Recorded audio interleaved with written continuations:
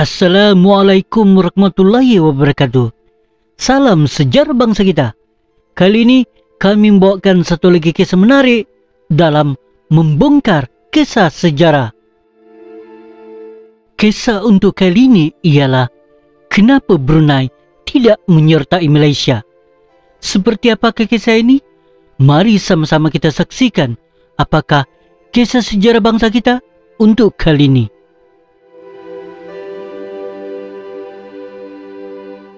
Apabila Sultan Omar Ali Saifuddin III dari Brunei mengisytiharkan bahawa Brunei tidak akan bersama-sama membentuk Malaysia, Tunku Abdul Rahman telah cuba untuk memberikan tekanan ke atas Brunei dengan memanggil balik beratus-ratus guru dan pegawai dari tanah Melayu yang dipinjamkan kepada negara tersebut. Hal ini menyebabkan Brunei ketika itu menghadapi masalah pentadbiran. Antara sebab-sebab yang dipersetujui oleh Sultan Omar Ali Saifuddin III ketika rundingan dengan Persekutuan Tanah Melayu adalah kedudukan Kesultanan Brunei yang diletakkan di bawah sekali di dalam Majlis Raja-Raja Melayu. Selain itu, satu lagi perkara besar yang tidak dipersetujui oleh Sultan adalah berkenaan dengan cukai pusat ke atas hasil minyak sebanyak 10% untuk selama 10 tahun, dan selepas itu pusat mahu mengambil ahli kawalan minyak Brunei. Tambahan, tuntutan Sultan Brunei tidak dipenuhi. Tuntutan paling utama ialah soal kekuasaan baginda dan soal penguasaan ke atas hasil minyak negerinya.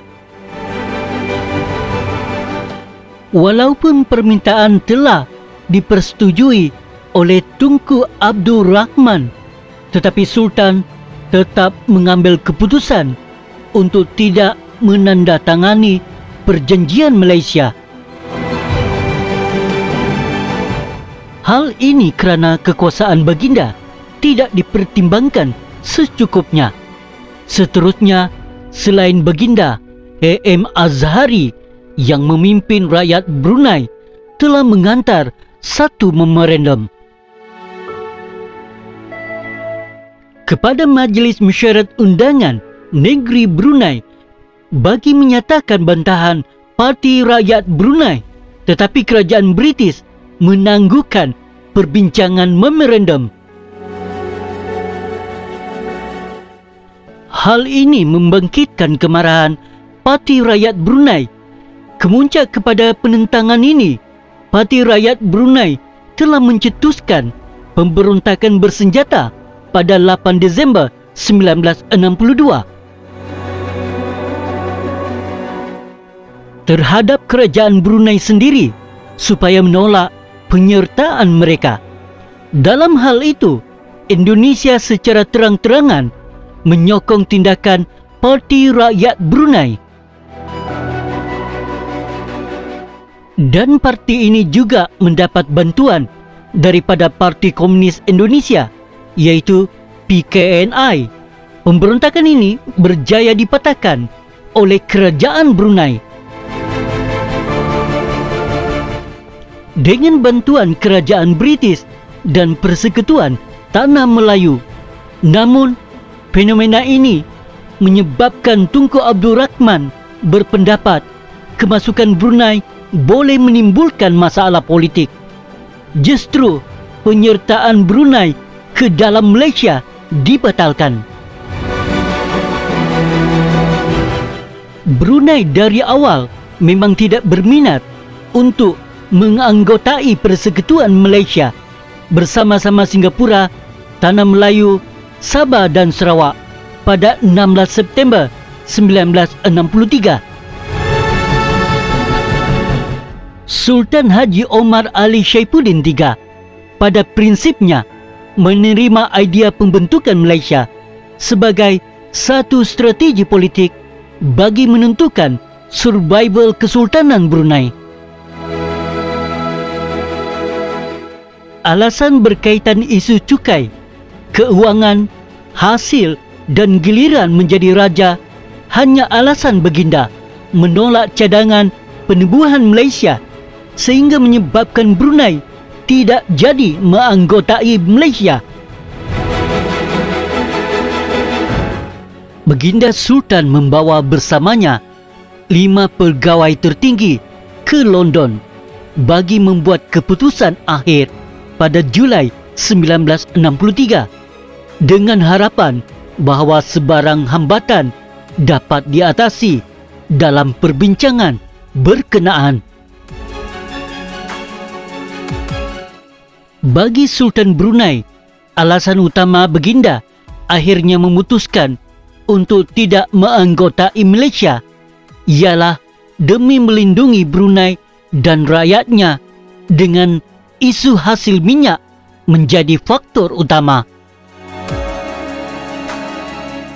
Perbincangan pertama dengan Brunei untuk membincangkan cadangan pembentukan Malaysia berlangsung di Kuala Lumpur pada 9 Julai 1962 dengan Brunei diwakili Pangeran Pemanca Muhammad Alam. Perbincangan berkenaan menumpukan perhatian kepada faedah bakal diperoleh Brunei dalam persekutuan berkenaan.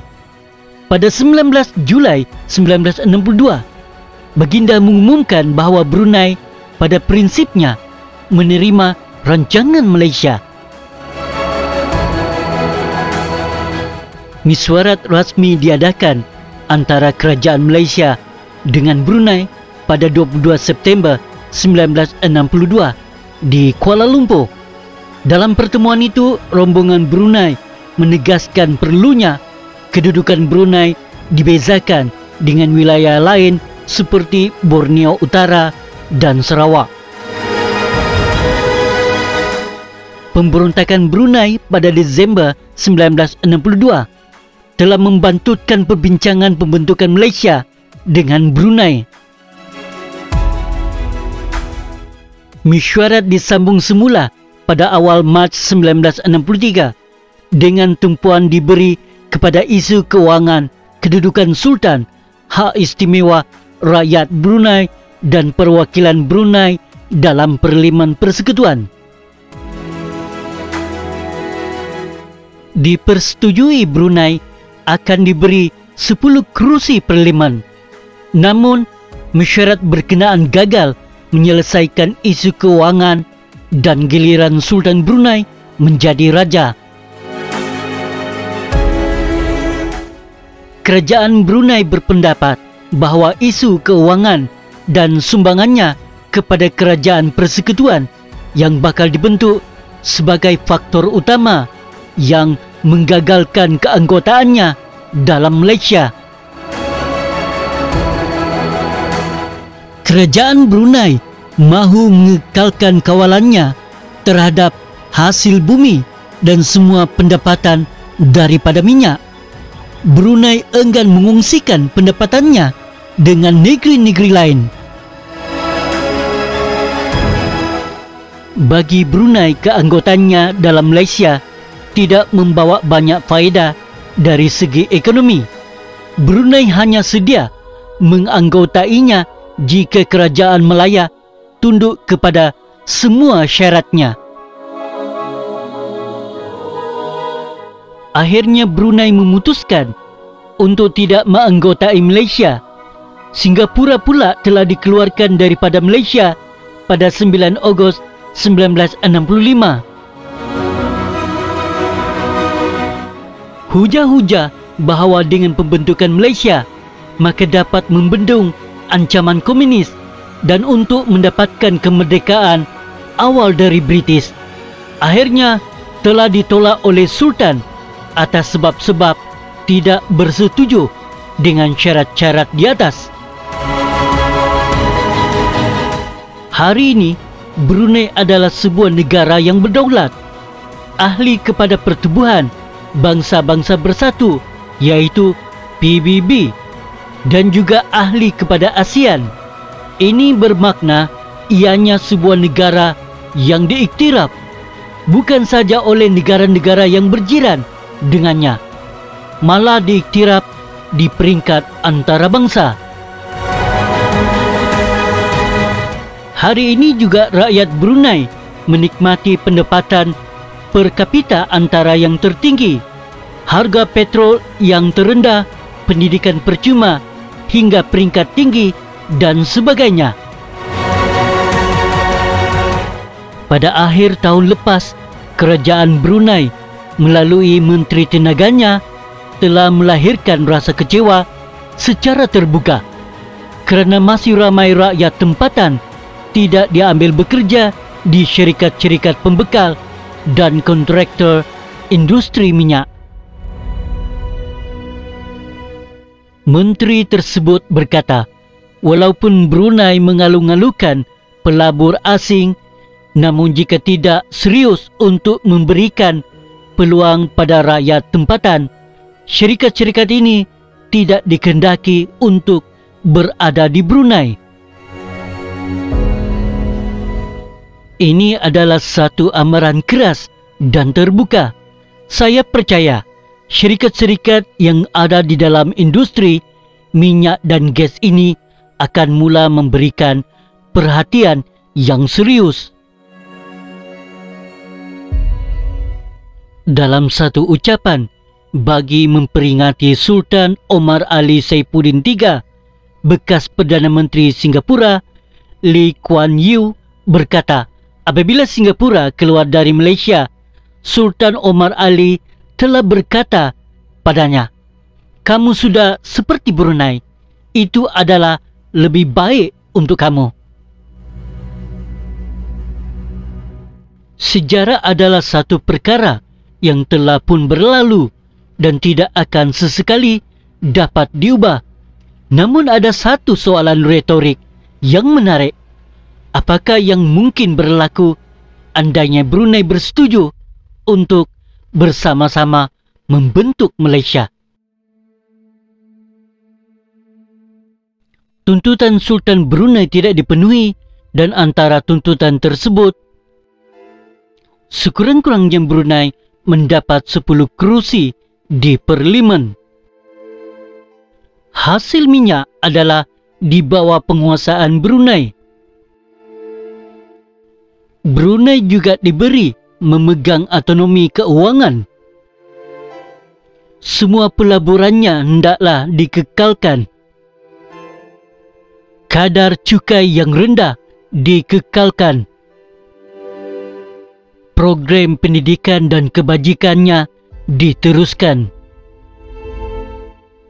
Jaminan keselamatan ke atas Brunei terjamin. Sultan Brunei mahukan kedudukannya yang lebih tinggi dalam senarai yang akan menjadi yang di Pertuan Agong.